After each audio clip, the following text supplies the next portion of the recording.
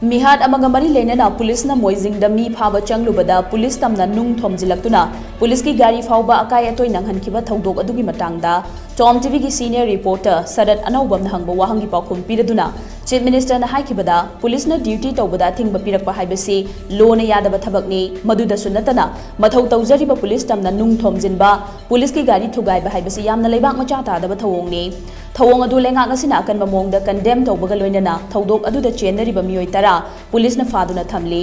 mihat aduda chenariba mioi adu puthoktriba fauba police ki gari thugai baga mari leinana fagat kiba mioi sing amata thadok loi mamangi matamda free tharamba mi phaba lakpa police ta khul hupna attack tawbagi chanabi adu paliba lenga asidadi yaroi leibak asida law lei law gi matungina chapchabe action lokhatkani amata lemna tharoi police ki gari thugai bada chenaba moizing khulgi mioi pumna mak phagatuna collective fine logani haina mahang haiki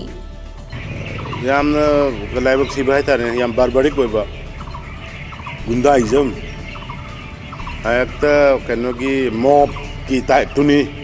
moi tara mathoi mung hena phare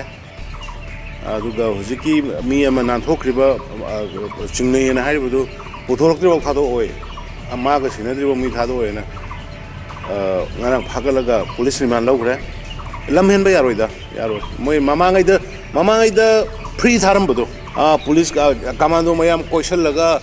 moi kopsal laga nung thare ye commando phure ye anu kolai mulle ye do tongta tara maro ekoi sarkar sidadi nahan giduna mo andaki ahobuni adu boy loina khun takna phagalaga ayaw we loina dandi pion haiga khun takna adu collective file logani adu gumba hectorba khundu phagani loina collective file logani maramdi khunnu huppuga police attack tobuni